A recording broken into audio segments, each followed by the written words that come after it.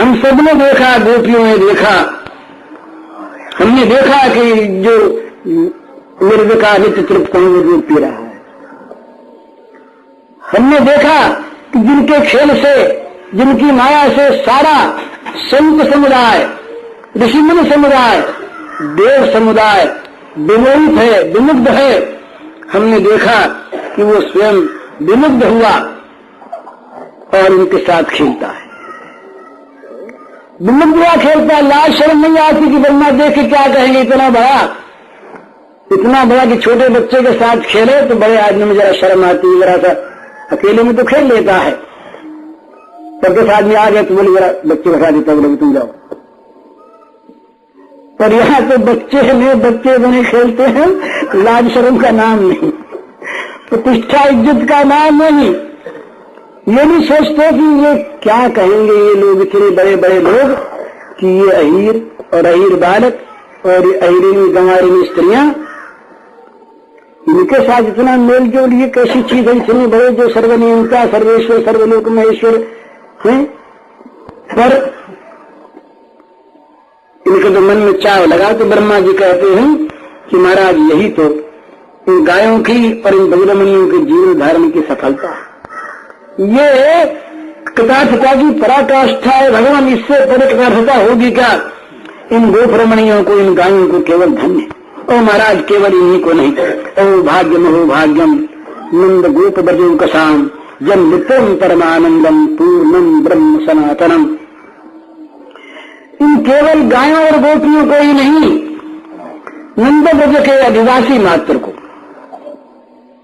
ये परम सौभाग्य, हमें चलिए सौभाग्य प्राप्त है भगवान। ये धन्य हो गए नंद बाबा के, गोपराज नंद के ब्रज में, जिनको आज स्थान मिल गया, जिनको यहाँ जन्म लेने का, आने का सौभाग्य प्राप्त हो गया, कहीं भी उनके भाग्य की तुलना नहीं हो सकती भगवान। अभाग्यम हो भाग्यम, कौन बड़ाई करे इनके भाग्य की, क्योंकि इससे पहले इस प्रकार का प्रेम दान, प्रेम वितरण, रस वितरण कहीं किसी को किसी प्रकार से हुआ ही नहीं। हुआ किसी आवरण में हुआ, किसी दूसरे पात्र में रख करके हुआ, परंतु खुला मुक्त किसी प्रकार की दूसरी आवर्जना से शून्य निरावरण परमानंद स्वरूप सनातन परिपूर्ण ब्रह्म का ये रस वितरण इस ब्रज में, ब्रज के पशु पक्षी, ब्रज के वृक्षलता, ब्रज के गुण और ब्रज की बेलें, बंदरियां, इन सब को रसदान किया, सबसे खेले। ऐसे नहीं कि महलों में रह करके आराम कुर्सियों पर बैठे रहे, सिंहासनों पर सो नहीं, वृक्षों के जाके गले लग गए, बेलों को गले लगाया, पत्तों से प्रेम किया, घास के तिनकों से प्रेम किया, सरोवरों में जाकर के कूद पड़े, सरोवरों के मेंढकों के साथ खेले, जल विहंगों के साथ खेले, उड़ते हुए पक्षियों की छाया के साथ खेले, पशुओं के साथ खेले, सांपों के साथ खेले, बंदरों के साथ खेले, न मालूम किस किस के साथ खेले। तो ये अप्रतिम सौभाग्य। इससे पूर्व ब्रह्मा जी कहते हैं, हे देव किसको प्राप्त किया? अरे हमने देखा ब्रह्मा की इतनी बड़ी आयु हमारी, हमने बहुत संत देखे, बहुत महात्मा देखे जो सच्चिदानंद पर ब्रह्म का साक्षात करने के लिए उनकी ओर दौड़े। ऐसे दौड़ने वाले साधकों हमने बहुत देखा, बड़े ऊंचे ऊंचे साधक जिनमें सबका परित्याग करके दौड़ेगा ही आपकी तरफ, आपको पाने के लिए, पर कोई बिरला ही पा सका। ये हमने देखा, ब्रह्मा ने अपना अनुभव बताया। लेकिन आज की अनोखी झांकी पूर्णम यम मित्रम परमानंदम पूर्णम ब्रह्म सनातनम, परमानंद स्वरूप पूर्ण ब्रह्म सनातन भगवान, ये बछड़ों के पीछे पीछे दौड़ते देखा हमने। ये बालकों के पीछे पीछे दौड़ते देखा, और जिनको ढूंढने के लिए अनादिकाल से अब तक श्रुतियां सारा प्रयत्न कर रही हैं, करते करते थक जाती हैं। हमने देखा तुम वही परमानंद स्वरूप बड़ी आतुरता के साथ इस वन प्रांत में दौड़ दौड़ कर ढूंढ रहे थे बछड़ों को और ये बालकों को। ये तुम्हारा रोज का काम, ये तुम्हारी दैनंदिन दिनचर्या, एक दिन की चीज नहीं कि आज ही ये काम करके बैठ गए हूं। सवेरे उठ करके रात को जब मैया के पेड़ में जब तक सो नहीं जाते तब तक दिन भर यही धमाचा पड़े, दिन भर यही खेल।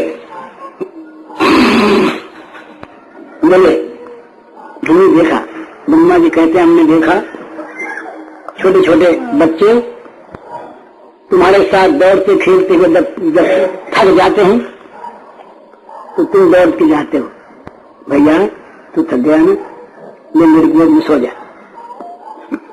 तो उस बच्चे को दौड़ करके अपनी नन्ही सी गोद में, वो विशाल विशद अंक नहीं है यहाँ पर, छोटी सी गोद है, उसमें सुला लेते हैं और बड़े प्रेम से अपने कर कमलों से उसके बदन को सहलाते हैं। भूख लगी होती है तो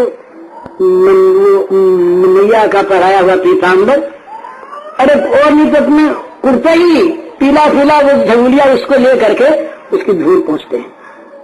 और कहीं सिर में धूल लगे इस बच्चे के तो फूंक देते हैं, फूंक देते मेरे फूंक झाड़ देंगे, फूंक दे करके झाड़ने लगते हैं। और भगवान फिर हमने और एक चीज देखी, वो क्या देखा हमने कि सब बच्चे ना, खिलाड़ी सब बच्चे और अबोध बच्चे कहीं पुष्पों का चयन करते समय उनके हाथ से अगर कोई डाली टूट गई तो बोले ये डाली तोड़ दी, तो डाली को सहलाने लगते। जब डाली देख भैया पेड़, ये बच्चे ने भूल की है और तेरे चोट लगी होगी, तेरे चोट लगी होगी, तो उसको सहलाने लगते हाथ से। वृक्ष की छोटी सी डाली को उसकी शाखा टहनी को तो अपने कोमल कर स्पर्श से उस वृक्ष को सुख देते, सहलाते, फिर उसमें हाथ से पानी डालते बच्चों से कहते देख भैया ये भी हमारे सखा ही है, तुम लोग नाचने कूदने वाले सखा हो। और ये देखो बच्चों से कहते कि ये देखो कैसा बढ़िया बढ़िया फूल अपने अंदर से दे देते हैं, और ये जब कितनी सुगंध आती तो बच्चे पूछते कि ये तुमको देने के लिए करते हैं सा, तुमको देते हैं ये? हाँ बोले तो तुमको हमको सभी को देते हैं। बोले ये कहाँ रहता है इसके अंदर फूल? ये तो अंदर से निकल, बोले ये पेट में रहता है इनके, और पेट में रखी चीजों को ये बाहर निकाल देते हैं। तो कन्हैया तुम्हारे लिए निकाल देते हैं? बोले हाँ हाँ हमारे लिए, तुम्हारे लिए। बोले तब तो इनको नहीं तोड़ेंगे, अब तो भैया भूल हो गई, ये तो हमारे जैसे ही हुए, हम भी तुम्हारे सखा, ये तुम्हारे सखा, हम तुम्हें खाने पीने को ला देते हैं, हवा करते हैं, तो ये तुम्हें देखो सुगंधी देते हैं, फूल देते हैं, और देखो ये पत्ते भी ये देते हैं, तो हम लोग खाते कहाँ पर, ये पत्ते दे देते हैं, पेड़ ये सब। तो प्रसन्न हो जाके तुम इस प्रकार से वृक्ष लता गुल्म सबको तुमने दान दिया, ये ब्रज के सिवा कहाँ संभव। ओ भाग्यम हो भाग्यम नंद गोप ब्रज कसान, ये ब्रजजन की भाग बड़ाई हो प्रभु मुख नहीं कही जाई, जा प्रभु के आनंद को लेश बरतत अज शिव शेष महेश, सो तुम निरवधि परमानंद जिनके मित्र परम सुखकन। केवल मनुष्य बालकों के मित्र नहीं है, पशुओं के मित्र, पक्षियों के मित्र, जलचरों के मित्र, ढंगों के मित्र, पतंगों के मित्र, लता गुल्मों के मित्र, ये मानो प्रेम का रस प्रवाहित करने के लिए ही तुम यहाँ पर अवतीर्ण हुए। इस प्रकार ब्रज गोपी, ये ब्रज के तमाम जीवों का भाग्य कितना ऊंचा, इसकी सराहना करते करते फिर बोले, एशान्तु भाग्य महिमा चिततावदास्ता एकादशैव हि वयम् बत भूरिभागाः एतदृशीकचषकैरसकृत्तवामहम् सर्वाधीमता समन्थे। ब्रह्मा जी भूल गए, यहाँ पर थोड़ा सा वात्सल्य आया ना, ये प्रेम रस उमरा, तो ये नहीं सोचा कि इनकी इंद्रियों का भ्रष्टाचार देवता कोई दूसरे नहीं है। ये जितने जगत के जीव हैं जो ब्रह्मा के सृष्टि में उत्पन्न हुए हैं, उन जीवों के तो ये अधिष्ठात्री देवता होते हैं, और वो अनेक हैं, एक दो नहीं बहुत देवता हैं। वो 11 इंद्रियों के 11 देवता हैं, 11 इंद्रियों 11 देवता हैं, तो उनमें ब्रह्मा जी एक हैं। तो उन लोगों के सब ब्रजबालकों के और ब्रज की वस्तुओं का भाग्य बताते बताते ब्रह्मा जी के मन में यह आ गया कि हम लोग भी तो भाग्यशाली हैं। तो हम लोग भाग्यशाली कैसे हैं? तो ये कहते हुए ब्रह्मा जी कहते हैं कि भाई इनके जो ये 11 इंद्रियां जो है ना, इन इंद्रियों के हम देवता हैं। कहाँ गया इसमें? हाँ, तो बोले, ब्रह्मा जी बोले कि भाई देखो, भूल गए इस बात को कि इनके देवता दूसरे नहीं होते, ये स्वयं ही वो हैं। इस बात को भूल करके बोले कि भगवान, इन ब्रजवासियों का भाग्य तो है ही, और हमारे समान जो क्षुद्र जीव हैं, ये तो इनके भाग्य की महिमा समुद्र के बूंद का स्पर्श भी नहीं कर पाते। इतना इनका सौभाग्य निवारणव है, लेकिन इनके भाग्य महिमा का कुछ हमको परिचय, और इससे हम ये कुछ पदार्थ हुए, और केवल हम ही नहीं हुए, ये 11 इंद्रियों के जो 11 अधिष्ठात्री देवता हैं, ये सब के सब हम लोग कृतार्थ हो गए। क्यों? कि ये जो ब्रजवासी लोग हैं, इन्होंने आपके माधुर्य रस का आस्वादन किया किस साधन से? इंद्रियों के द्वारा तो किया ना, आंख से देखा, कान से सुना, त्वक से इन्होंने स्पर्श किया, जीभ से चखा, तो 11 इंद्रियों के द्वारा ही किया। और हम महाराज इंद्रियों पर बैठे रहते हैं, इंद्रियों के अधिष्ठात्री देवता हम भी हैं, तो हमारा ये परंपरा आपके साथ संस्पर्श हो गया। सीधा तो नहीं हुआ, सीधे के लायक तो हम है ही नहीं।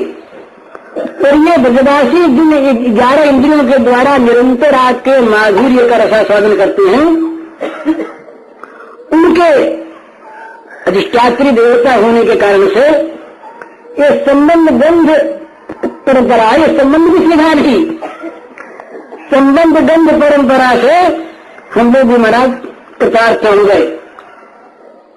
तो ये कहते हैं कि ये जो उनका कथन है, ये कथन वास्तव में उचित तो नहीं है, लेकिन ब्रह्मा जी के मन में आ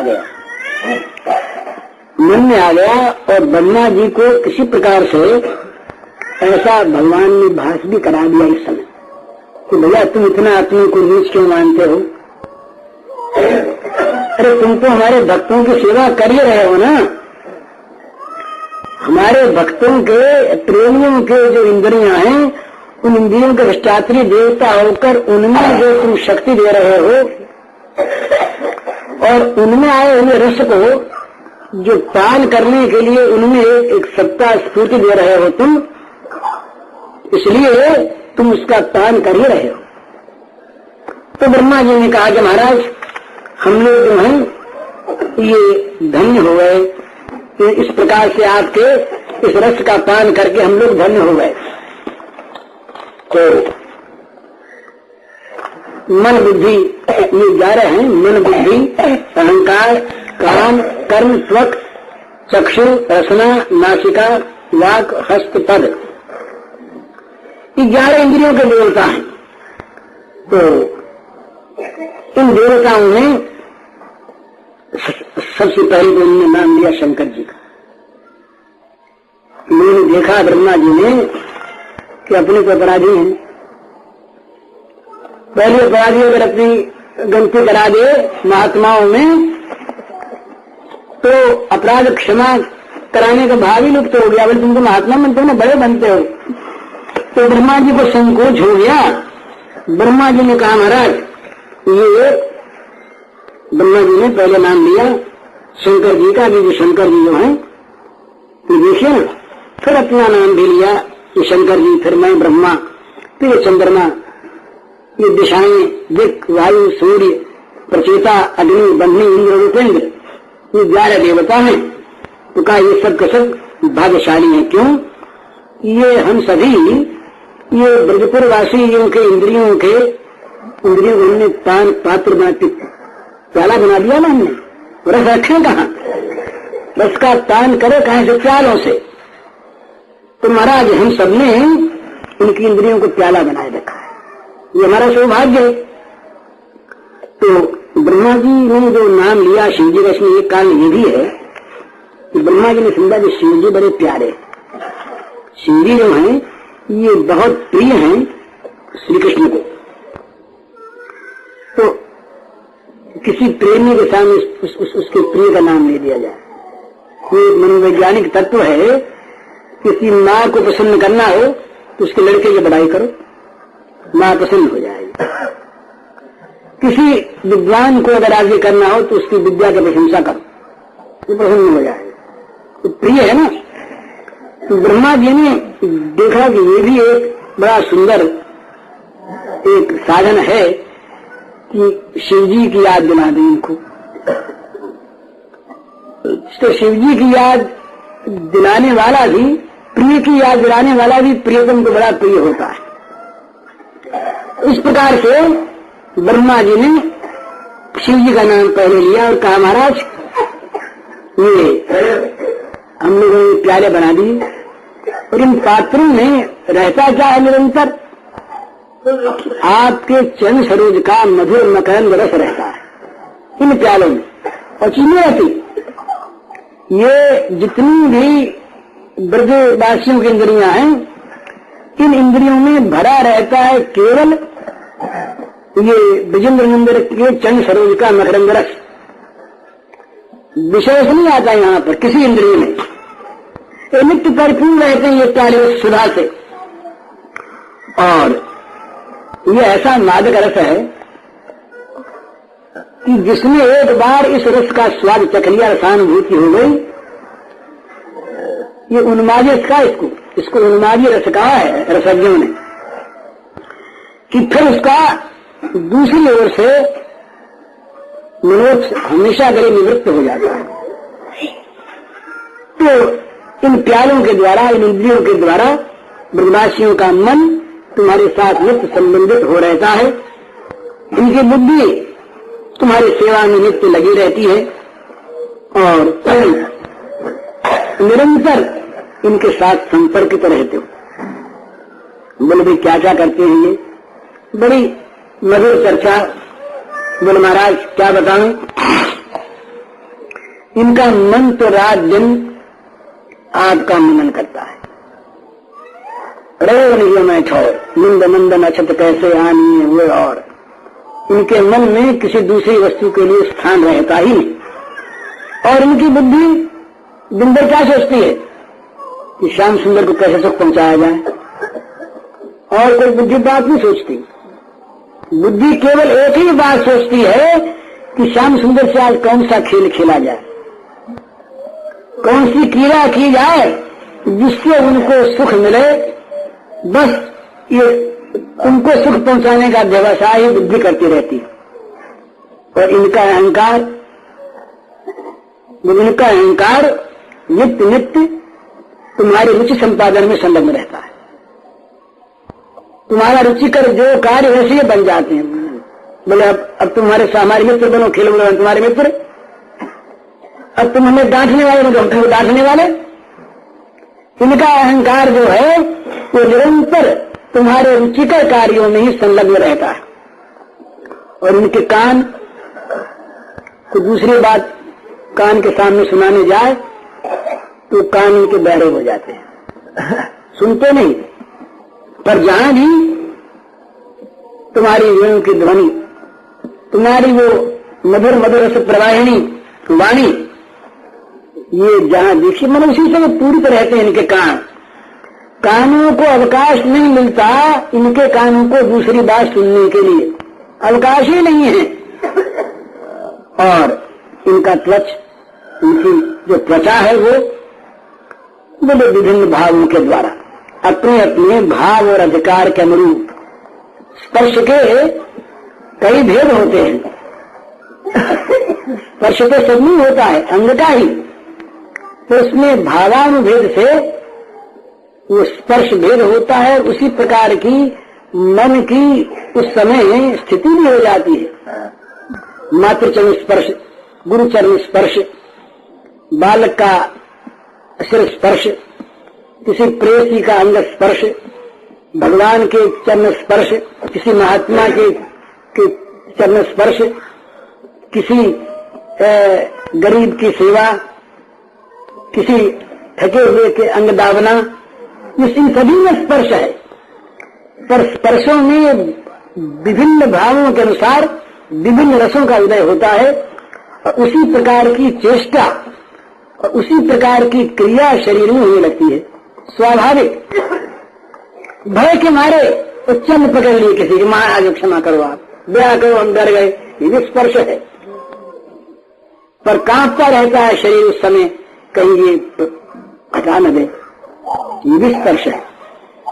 तो स्पर्श अन्न का होने पर भी विभिन्न भावों के द्वारा होता है। तो ये जो यहाँ की ब्रजवासी हैं, कोई सखा है, कोई माता पिता है, कोई कुछ है, तो ये अपने अपने यथायोग्य भावों और अधिकारों के अनुरूप इनकी जो त्वचा है वो निरंतर आपके शरीर का स्पर्श नहीं लगी रहती, दूसरा स्पर्श नहीं करती, कभी करती नहीं और का स्पर्श। और महाराज इनकी रचना ये आपके अधरामृत से सिक्त जो प्रसाद है उसी का रस लेती।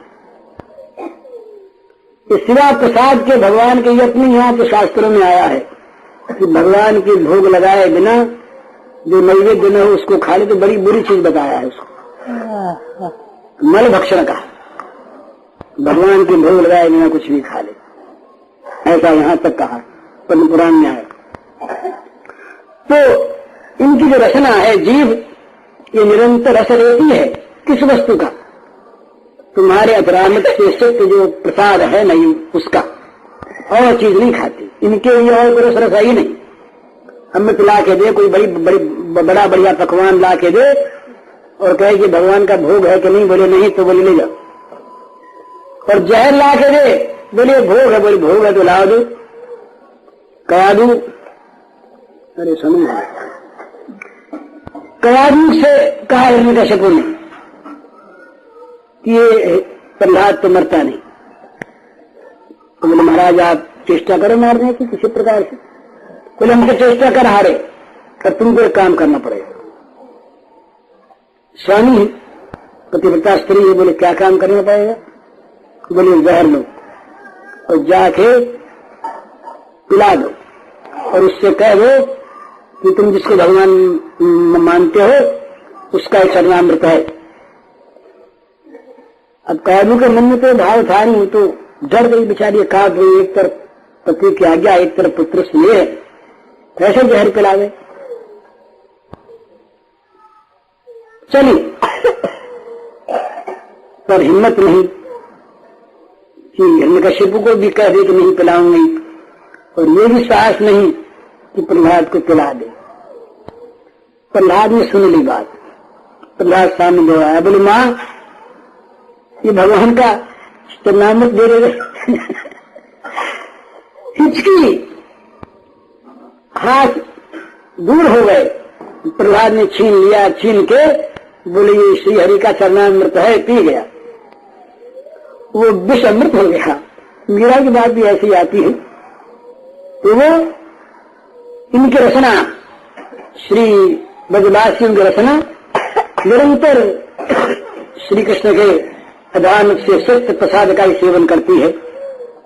और उनके नासारंभ ये नासिका के छेद ये भय रहते हैं भगवान के श्री अंग सुगंध से।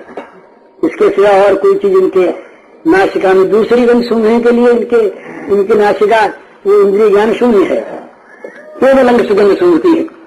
और इनकी वागेंद्रिय कर्मेंद्रिय के रूप में वागेंद्रिय ये निरंतर प्रेमालाप करने में, रसालाप करने में अथवा श्याम सुंदर के मधुर गुणगान करने में लगे रहती है। कहीं रूप गान, कहीं शोभा का गान, सौंदर्य का गान, गुण का गान, ज्ञान गान, इसी में कहीं नाम का गान। तो उनके हाथ जो हैं निरंतर लगे रहते हैं एकमात्र श्याम सुंदर के सेवोपयोगी वस्तुओं का आहरण करने में। बस भगवान श्याम सुंदर के लिए क्या वस्तु प्रिय है उस वो वस्तु बस इकट्ठी की जाए, बनाई जाए। कभी प्रसाद बनावे, कभी चीज लावे, कभी कपड़ा सिए, कभी कुछ करें, हाथ उनके लगे रहे निरंतर सेवा में। और कहते हैं कि इनके जो पद जुगल हैं, चरण जुगल, ये किस ओर जाते हैं? निरंतर उसी दिशा में दौड़ते हैं जिधर जाने पर तुम्हारी सेवा संभव हो सके। तुम मिलो ऐसी बात नहीं, तुम चाहे न मिलो, तुम्हारी सेवा संभव हो जहां जाने से, बस उसी ओर उनके पाद युगल जो हैं ये दौड़ते। इस प्रकार से ब्रजवासियों की एकादश इंद्रियां भगवान श्याम सुंदर उनमें जुड़ी रहती हैं और वो असमोध माधुर्य से अमृत से नित्य निरंतर पूर्ण रहती हैं। इन इंद्रियों का हमारा प्यारे अधिष्ठात्री देवता। तो भाई हम लोग भी महाराज धन्य साक्षात संबंध में सही, पर ये संबंध गंध लेशाभास तो है, संबंध गंध लेशाभास पूरा संबंध ये तो है। तो इस लेशाभास से ही हम लोग उस चिन्मय मधुरतम सुधारस का किंचित पान करते रहते हैं। हम देवता भी धन्य हैं, हमारी इंद्रियां जो धन तासु भाग्य की बात को बरने के बुद्धि यश धन्य भाग्य स्वतात जो इंद्रिय पति जगत के मैं और बुद्ध चित्त अहंकारा चक्षु आदि को रह मेरा धारा सोई भाजन कर करंग जो पाना तब पद कंज अमृत रस जाना सके रहत कहीं आसव सोऊ अयो भाग्य कही सके न को एक एक के अधिपति मानी सवर भाग सेवई ही आनी तदत कृतारथ भन भय सबही एक देश चख आदिक तबही सकल इंद्रियों में कर करी सेवा पास भाग्य किन वर्णो देवा अहो भाग्य या थे ब्रजवासी जिनके गृह बिचरत अविनाशी। वृंदावन बिहारी लाल की जय। अब आगे के श्लोक में अब ब्रह्मा जी ये कहेंगे कि हमने तो इनके चन्नार बिंदुओं को सीधे ही मांग लिया, उनकी भूल पड़े इसके लिए तो हम कहाँ है।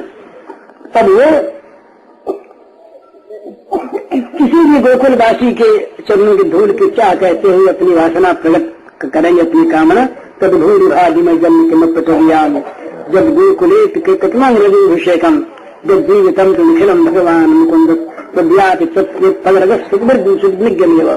हरिओम दत्त।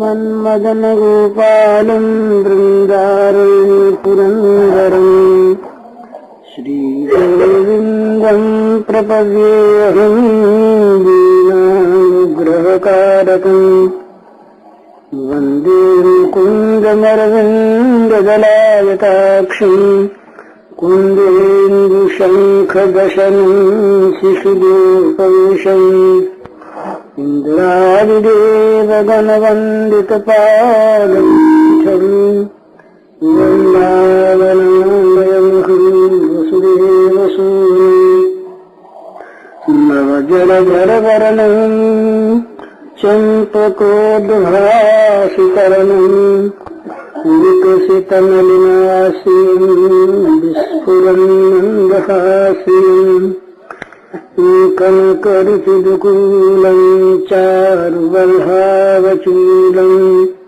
कमपि निखिलसारं नौमि गोपीकुमारम् वंशी विभूषित करान्नवनीरदाभात् पीताम्बरादरुणबिम्बफलाधरोष्ठात् पूर्णेन्दुसुन्दरमुखादरविन्दनेत्रात् कृष्णात् परं किमपि तत्त्वमहं न जाने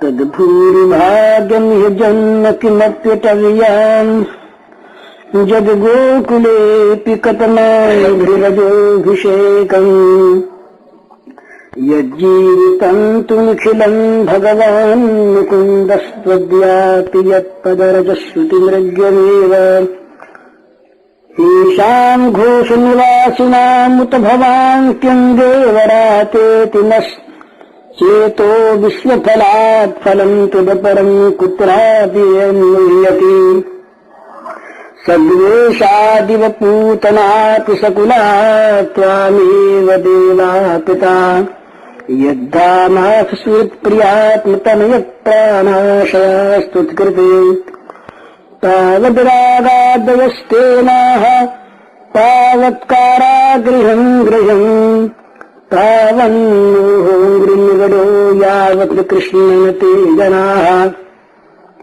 प्रपञ्चम् निष्प्रपञ्चोऽपि विलम्बयसि भूतले प्रपन्नजनतानन्द सन्दोहम् पथितुम् प्रभु जानन्त एव जानन्तु किम् बहूत्या न मे प्रभो मनसो वपुषो वाचो वैभवम् तव गोचरः अनुजानीहि माम् कृष्ण सर्वत्वं वेत्सि सर्वदृक् त्वमेव जगतान्नाथो जगदेतत्तवार्पितम् श्रीकृष्ण विष्णुकुल पुष्करजोषदायिन् क्ष्मानिर्जयाद्विजपशूदधिवृद्धिकारिन् उद्धर्म शारदरः क्षितिराक्षयोगा कल्पनार्कमर्हन् भगवन् नमस्ते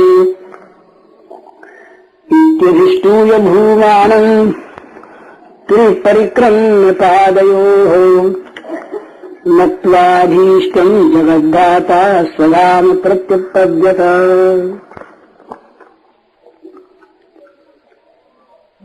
ब्रह्मा जी ने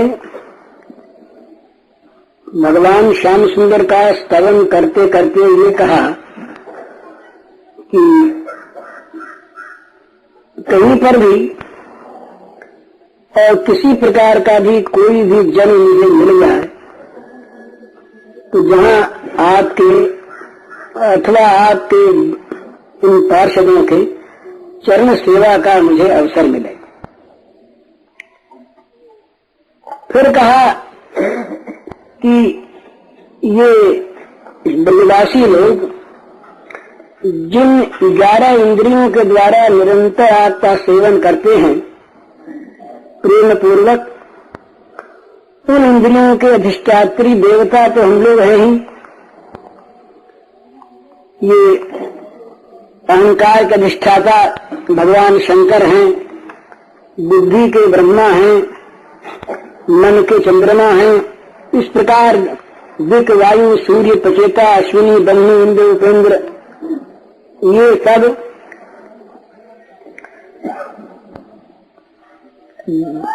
अधिष्ठाता रूप से आपके साथ संपर्क कर पाते हैं तो हम लोग भी धन्य हैं।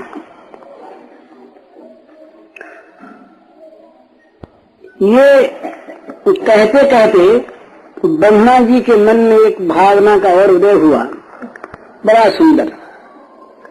ब्रह्मा जी ने कहा कि इतना अपराधी मैं, इतना दोष करने वाला मैं, और मैंने इतनी बड़ी दुष्टता की कि इनकी चरण सेवा प्राप्त हो ऐसा वर मांग लिया, या इनके पार्षदों की चरण सेवा सीधी प्राप्त हो जाए ये वर मांग लिया। ये तो बड़ी दुष्टता हुई। तो कहते हैं कि भाई पशु पक्षी कीट पतंग किसी भी योनि में आपकी चरण सेवा प्राप्त हो जाए, ये जो मैंने कहा ये मेरी बड़ी धृष्टता महाराज। मैं तो इन आपके चरणों की बात तो अलग है, आपके इन ब्रजवासी भक्तों की चरण सेवा का सीधा अधिकार मिल जाए इसके योग्य नहीं। तो अब मेरी फिर आपसे प्रार्थना है भगवान कि आप मुझे इनकी चरण रज प्राप्ति का ही अधिकार दे दें। इन्हें आपके ब्रजवासी भक्तों के चरणों की धूल मुझे मिल जाए कि ये अधिकार दे दें। तो बोले तब भूरि भादिनी जन्म किमत कल्याण जब गोकुलेप कतमाभिषेकम यह जीवितंत निखिलम भगवान मुकुंदस्तव्यात श्रुति मृग्यमेव। तो अद्यापि एक श्लोक का अन्वय बड़ा सुंदर है। अद्यापि अनादि कालतः अद्य एव प्रकट लीला काल पर्यंतम यत् पादरजः यस्य तव चरण धूल कणिका श्रुतिमृग्यमेव सर्ववेदैः प्रदुक्त साधनैः तत्तत् साधन परैः सिद्धश्च मृग्यम् अन्वेषणीयमेव न तु साक्षात् प्राप्त्यं सः। भगवान सर्वैश्वर्य माधुर्य प्रकटन पर श्रीनंद नंदन मुकुंद निज पादाज्य भक्ति मदत्या प्रायश एव सर्वेषां मुक्तिदाता त्वं यत् येषां ब्रजवासिनां जीवितं जीवन स्वरूपं निखिलं गृह वित्त पुत्रादि सर्वस्वं च तेषां कतमामृतोऽभिषेकं कतमस्य यस्य कस्यापि अमृतसा चरणधूलि कणिकया अभिषेकं पादादिशिरोन्त सर्वांग स्नपनं यत्र जन्मनि तत् इह मनुष्यलोके तत्रापि अटव्याम् श्रीवृन्दावने तत्रापि गोकुले गो गोप गोपीनां तत्त्व सेवकानां च वासभूमौ यत्किमपि कीटपतंगादि तृणगुणादि वा यत्किंचिदपि जन्म तत् तदेव भूरिभारं ब्रह्म जन्मनोत कोटि कोटि गुणाधिक सौभाग्यास्पदम मन्ये इति शेषः। ब्रह्मा जी के मन में जो जो ये भगवान के समीपस्थ हुए और जो जो भगवान के स्तवन की इनके मन में नई नई स्फुरणाएं उत्पन्न हुई त्यों त्यों ब्रह्मा जी की लालसा और भी विशद और भी निर्मल और भी निर्मल तर रूप में और जो भक्तों का वास्तविक आदर्श है उस दैन्य के सौरभ से उस दैन्य की सुगंध से सुगंधित होकर वहां व्यक्त होने लगी। तो ब्रह्मा जी बोले कि ओहो मैं महाराज अब समझ गया तुम्हारे साक्षात चरण सेवन का अधिकार प्राप्त करने की या तुम्हारे सेवकों की चरण सेवा का प्रत्यक्ष अधिकार प्राप्त करने की सीधी जो मेरी अभिलाषा थी महाराज वो मेरी धृष्टता थी, मैं इसके योग्य नहीं। परंतु नाथ मेरे प्राणों का निराशा तो मिटती नहीं और बार बार अपनी धृष्टता अपनी अयोग्यता प्रत्यक्ष होने पर भी मेरा मन मचल जाता है आपके इन सेवकों की सन्निधि प्राप्त करने के लिए। तो ये ब्रह्मा के शरीर से संभव नहीं और न ये आपका कोई पार्षद बन जाऊं कोई सेवक बन जाऊं ये मेरा अधिकार है। तो केवल ये चाहता हूं कि आपके इन ब्रजवासियों में से जिस किसी का भी चरण रज कण चरण धूल कण मुझे प्राप्त होता रहे उनके चरण रज कण से अभिषिक्त मैं होता रहूं ये मुझे सौभाग्य प्राप्त हो जाए। तो कहते हैं कि ये मैं समझता हूं कि ये ब्रह्म जन्म की अपेक्षा करोड़ों करोड़ों गुना अधिक ये सौभाग्य संपद है, इससे बढ़कर कोई सौभाग्य नहीं। तो मैं यही कहता कि मुझे क्या बनाना यहाँ पर इन ब्रजवासियों की चरण धूल प्राप्त करने के लिए मुझे क्या बनाया जाए, ये मेरी कोई शर्त नहीं। कीट पतंग तृण गुल में जो कुछ भी बनाकर मुझे आप ये सौभाग्य दे दें कि इन ब्रजपुर वासियों की चरण धूल कण ये मेरे ऊपर गिरती रहे और इनकी पावन पवित्र पद धूल से मैं निरंतर अपने सारे अंगों को सिक्त पाऊं।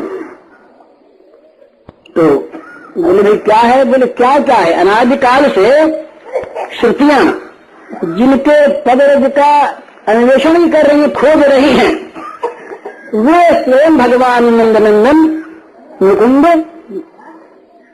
ये जिन ब्रजवासियों के जीवन का सर्वस्व बन गए हैं। लोग बहुत चीज चाहते हैं, माने संसार के विषयी लोग हैं, ये तो नरक के कीट की भांति नरक पर ही रहना चाहते हैं।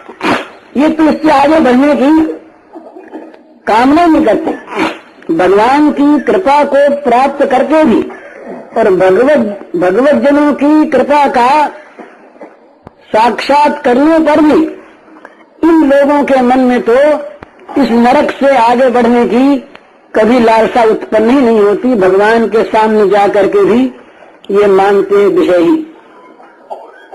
तुलसीदास जी ने कहा, तुलसीदास हरिनाम सुधा तज सठ हठी पियत विषय विष मांगी, विषय रूपी जहर को मांग मांग कर पीते। तो जगत में प्राय सभी ये देह और देह के संबंधी पदार्थ, इंद्रियों को तृप्त करने वाले पदार्थ और उनके द्वारा इंद्रियों की तृप्ति, इससे आगे बढ़ते ही नहीं। तो उन मंदभागियों की बात तो ब्रह्मा जी कहते हैं हम करते नहीं। कोई परम भाग्यवान हो जो इस जगत के सारे संबंधों को, सारे विषयों को तृणवत परित्याग करके आपके साथ संबंध जोड़ना चाहता है, वो भी यदि बहुत ऊंचा उठा हुआ कोई महापुरुष नहीं है, तब तो केवल सिद्धि ही चाहता है।